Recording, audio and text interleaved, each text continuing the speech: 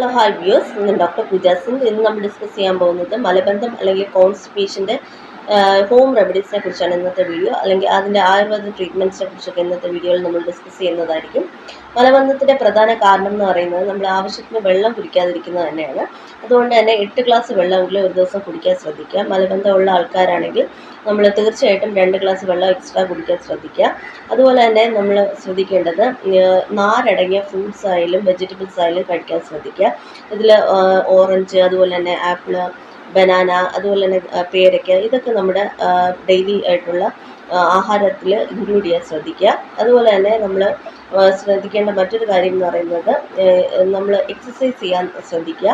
എപ്പോഴും ഇരുന്ന് ജോലി ചെയ്യുന്ന ആൾക്കാരൊക്കെ ആണെങ്കിൽ എക്സസൈസ് ചെയ്യാൻ ശ്രദ്ധിക്കുക.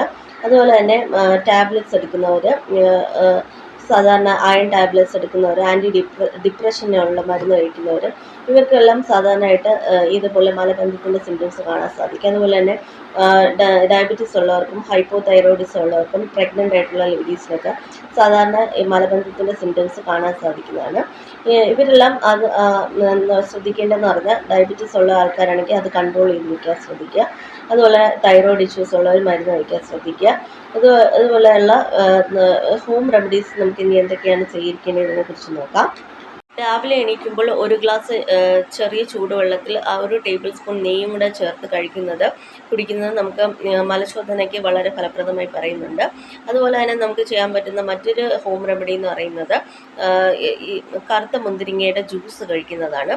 കറുത്ത മുന്തിരിങ്ങ നമ്മൾ ഒരു പിടി കറുത്ത മുന്തിരിങ്ങ എടുത്തതിന് ശേഷം അത് രാത്രി തന്നെ നമ്മൾ വെള്ളത്തിൽ സോക്ക് ചെയ്ത് വെക്കുക, അല്ലെങ്കിൽ കുതിർക്കാൻ വെക്കുക. ഒരു 6-8 മണിക്കൂർ കഴിഞ്ഞ് രാവിലെ എണീറ്റതിന് ശേഷം ഈ വെള്ളം നമ്മൾ അരിച്ചെടുത്ത് ആ വെള്ളം കുടിക്കുന്നത്, നമുക്ക് വെറും വയറ്റിൽ തന്നെ കുടിക്കുന്നത് നമുക്ക് ഇതുപോലെ മലശോധനയ്ക്ക് വളരെ ഫലപ്രദമാണ്. അതുപോലെ തന്നെ നമുക്ക് പറ്റിയ മറ്റൊരു ഹോം റെമഡി എന്ന് പറയുന്നത് ജിഞ്ചർ ടീ ആണ്. ജിഞ്ചർ ഒരു ടീസ്പൂൺ ജിഞ്ചർ ഗ്രേറ്റ് ചെയ്തത് അല്ലെങ്കിൽ അരിഞ്ഞത് നമ്മൾ നമ്മളെ ചായപ്പൊടിയിലൂടെ നമ്മൾ 1 ടീസ്പൂൺ ജിഞ്ചറും കൂടി ഇട്ടതിന് ശേഷം കുടിക്കുന്നത്, നമ്മൾ ആഹാരത്തിന് ശേഷം നമ്മൾ ഒരു 30 മിനിറ്റിന് ശേഷം കുടിക്കുന്നത് മലശോധനയ്ക്ക് വളരെ ഫലപ്രദമായി പറയുന്നുണ്ട്. ഓട്സിൻ്റെ പ്രിപ്പറേഷൻസ് നമ്മൾ രാവിലെ കഴിക്കുന്നത് മലശോധനയ്ക്ക് ഹെൽപ്ഫുള്ളായിട്ട് പറയുന്നുണ്ട്. ഓട്സ് നമ്മൾ ഒരു 1/2 കപ്പ് ഓട്സ് എടുത്തതിന് ശേഷം 2 ഗ്ലാസ് വെള്ളത്തിൽ തിളപ്പിച്ചതിന് ശേഷം അല്പം ഉപ്പും കൂടെ ചേർത്ത് രാവിലെ കഴിക്കുന്നത്, വെറും വയറ്റിൽ തന്നെ കഴിക്കുന്നത് നമുക്ക് മലശോധനയ്ക്ക് വളരെ ഹെൽപ്ഫുള്ളാണ്. അതുപോലെ തന്നെ നമുക്ക് പ്രയോജനമായിട്ടുള്ള മറ്റൊരു പ്രിപ്പറേഷൻ എന്ന് പറഞ്ഞാൽ ബാർലിയുടെ സൂപ്പാണ്. ബാർലി നമ്മൾ ഒരു 1/4 കപ്പ് ബാർലി 2 മണിക്കൂർ വെള്ളത്തിൽ കുതിർക്കാൻ വെച്ചതിന് ശേഷം അത് നമുക്ക് കുക്കറിൽ കുക്ക് ചെയ്തെടുക്കാൻ പറ്റുന്നതാണ്. അതിൻ്റെ കൂടെ നമുക്ക് കുറച്ച് വെജിറ്റബിൾസ്, ടൊമാറ്റോസ്, ക്യാരറ്റ്, ഓണിയൻസ്, അതുപോലെ തന്നെ ക്യാബേജ്, ഇതെല്ലാം കുക്ക് ചെയ്തെടുത്തതിന് ശേഷം നമുക്ക് അല്പം കുരുമുളക് പൊടിയും ഉപ്പും അതുപോലെ തന്നെ നെയ്യും കൂടെ ചേർത്ത് നമുക്കിതൊരു സൂപ്പാക്കിയതിന് ശേഷം ഇത് രാവിലെ കുടിക്കുന്നതും വളരെ ഫലപ്രദമാണ്. മലശോധനയ്ക്കൊക്കെ ഹെൽപ്ഫുള്ളാണ് ഇതുപോലുള്ള ബാർലി സൂപ്പ് കുടിക്കുന്നത്. അതുപോലെ തന്നെ നമുക്ക് ഹെൽപ്ഫുള്ളായിട്ടുള്ള മറ്റൊരു പ്രിപ്പറേഷൻ എന്ന് പറയുന്നത് ഉലുവയുടെ കഞ്ഞിയാണ്. ഉലുവ നമുക്ക് ഇതുപോലെ തന്നെ 1/4 കപ്പ് ഉലുവ ഇത് കണക്ക് വെള്ളത്തിൽ നമുക്ക് സോക്ക് ചെയ്ത് വെക്കാവുന്നതാണ്. കുതിർത്ത് വെച്ചതിന് ശേഷം നമുക്കിത് നന്നായിട്ട് കുക്ക് ചെയ്തെടുക്കാവുന്നതാണ്. അതിൽ നമ്മൾ 1 കപ്പ് ഉണക്കലരിയും കൂടെ ചേർത്ത് നമ്മൾ ഇത് വേവിച്ചെടുക്കുക.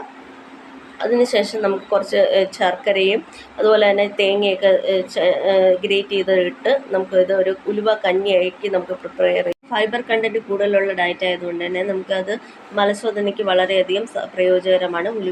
ഇതുപോലെ ഉലുവ കഞ്ഞിയാക്കി പ്രിപ്പയർ ചെയ്ത് കഴിക്കുന്നത്. അതുപോലെ തന്നെ നമുക്ക് പ്രയോജനകരമായിട്ടുള്ള ആയുർവേദ മെഡിസിൻസിനെ കുറിച്ച് ഇനി നോക്കാം.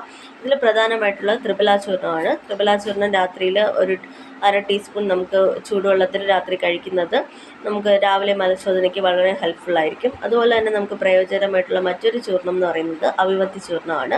ഇത് നമുക്ക് 1/2 ടീസ്പൂൺ ചൂടുവെള്ളത്തിൽ രാത്രി കഴിക്കുന്നത് അവിവത്തി ചൂർണ്ണത്തിൻ്റെ സേവനവും വളരെ ഫലപ്രദമാണ്, ഇതുപോലെ കോൺസ്റ്റിപ്പേഷനുള്ള ഇഷ്യൂസ് മാറിക്കിട്ടാനായിട്ട്. അതുപോലെ തന്നെ നമുക്ക് നെയ്യ് കഴിക്കുന്നത്, സുകുമാരഘൃതം കഴിക്കുന്നതും ഇതുപോലെ 1/2 ടീസ്പൂൺ സുകുമാരഘൃതം രാവിലെ ഒരു 1/2 ഗ്ലാസ് ചൂടുവെള്ളത്തിൽ കുടിക്കുന്നത്, വെറും വയറ്റിൽ കുടിക്കുന്നത് നമുക്ക് മലശോധനയ്ക്ക് ഹെൽപ്ഫുള്ളായിട്ട് പറയുന്നുണ്ട്. ഇതുപോലെ തന്നെ നമുക്ക് പ്രിപ്പയർ ചെയ്യാൻ പറ്റുന്ന അതുപോലെ തന്നെ ഗന്ധർവ്വ 10 ഡ്രോപ്സ് നമ്മൾ ചൂട് പാലിലൂടെ കഴിക്കുന്നത് കോൺസ്റ്റിപ്പേഷൻ പോലുള്ള ഇഷ്യൂസ് മാറിക്കിട്ടാനായിട്ട് സഹായിക്കും. നമ്മൾ ഈ മരുന്ന് കഴിക്കുന്നതിനോടൊപ്പം തന്നെ ആഹാരത്തിലും വ്യത്യാസങ്ങൾ വരുത്തുന്നത് വഴി നമ്മുടെ കോൺസ്റ്റിപ്പേഷൻ്റെ ഇഷ്യൂസ് മാറിക്കിട്ടുന്നതായിട്ട് കണ്ടുവരുന്നുണ്ട്. അതിൽ നമ്മൾ നാരടങ്ങിയ ഫ്രൂട്ട്സ് കൂടുതൽ കഴിക്കുക, അതുപോലെ തന്നെ നമ്മൾ വെള്ളം കൂടുതൽ കുടിക്കാൻ ശ്രദ്ധിക്കുക, അതുപോലെ തന്നെ എക്സസൈസ് ചെയ്യാൻ ശ്രദ്ധിക്കുക. ഇതെല്ലാം ചെയ്യുന്നതോടെ തന്നെ നമുക്ക് കോൺസ്റ്റിപ്പേഷൻ്റെ പ്രോബ്ലംസ് മാറിക്കിട്ടുന്നതായിട്ട് കണ്ടുവരുന്നുണ്ട്. ഇതുപോലുള്ള കൂടുതൽ വീഡിയോസിന് വേണ്ടി ചാനൽ സബ്സ്ക്രൈബ് ചെയ്യുക. Thank you for watching.